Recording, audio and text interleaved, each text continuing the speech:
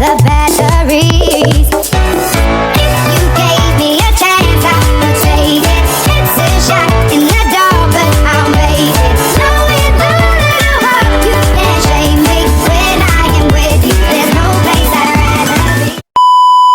Hai, assalamualaikum warahmatullahi wabarakatuh. Selamat pagi semuanya, masih bersama Ibu ini pada video pembelajaran kita hari ini. Baik, pembelajaran kita pada hari ini Ibu akan membahas tentang sistem pencernaan pada manusia.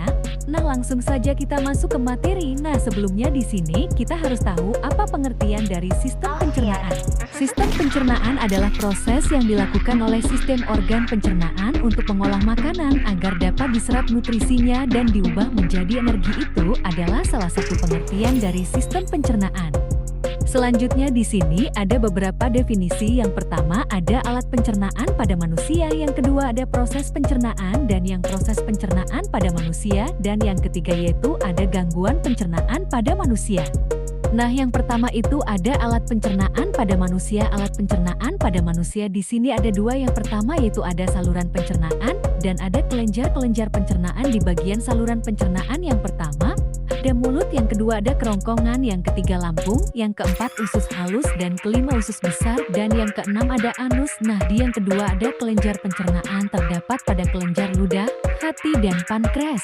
Di sini Ibu akan menjelaskan yang pertama saluran pencernaan pada mulut. Di mulut terjadi pencernaan mekanik dengan bantuan gigi dan pencernaan kimiawi dengan bantuan enzim atau enzim pialin yang berasal dari kelenjar ludah mengubah amilum menjadi glukosa. Di sini bisa anak-anak lihat ada contoh gambar yang udah Ibu bagikan di PPT Ibu.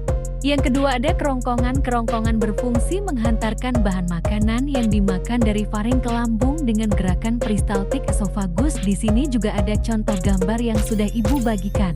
Yang ketiga di sini ada lambung. Nah, lambung atau perut besar berbentuk kantong terletak di rongga perut sebelah kiri atas lambung terbagi menjadi tiga yaitu cardiox fundus filorus. Lambung berfungsi pencernaan makanan dengan gerakan otot lambung hingga menjadi bubur tim. Di sini juga Ibu jantumkan contoh gambar lambung. Selanjutnya ada usus halus. Nah, usus halus ini panjang lebih kurang dari 7,5 m5 meter. Khusus terbagi menjadi 3 duodenum jejunum ileum. Nah, usus halus berfungsi menyerap sari makanan. Dinding usus mempunyai jonjot atau pilih seperti contoh gambar di samping. Di sini juga ada usus besar. Nah, terdiri dari usus besar naik yang berbatasan dengan usus halus dan usus buntu. Usus besar mendatar, usus besar turun. Fungsi usus besar mengatur kadar air pada sisa makanan, melepaskan garam yang berlebihan dalam darah, dan membusukkan makanan dengan bantuan bakteri seperti contoh gambar di samping.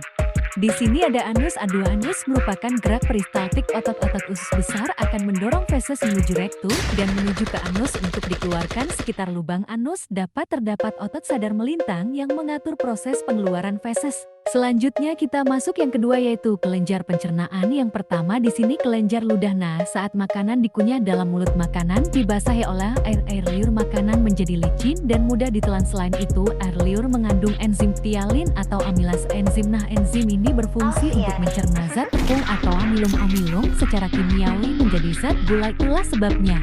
Yang kedua ada hati. Nah, fungsi hati ada beberapa sebagai berikut. Yang pertama menyimpan sari-sari makanan atau protein dan karbohidrat. Yang kedua mengendalikan kadar gula dalam darah. Yang ketiga menetralkan racun dalam tubuh. Yang keempat menghasilkan empedu. Dan yang kelima membantu pembentukan dan perombakan sel darah merah. Di samping ada contoh gambar fungsi dari hati.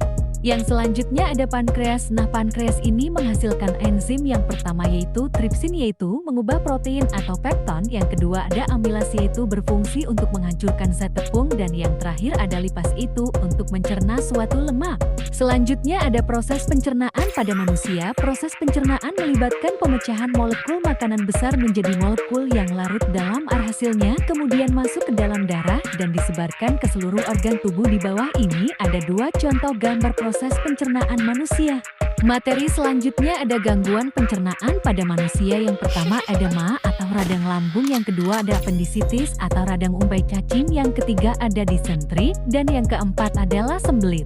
Yang pertama ada pengertian tentang ma atau radang lambung. Nah, radang lambung adalah kondisi yang umum terjadi, namun tidak semua orang menyadari bahwa hanya gejala tersebut. Tak jarang radang lambung diabaikan karena dianggap sebagai kondisi yang ringan dan akan membalik dengan sendirinya.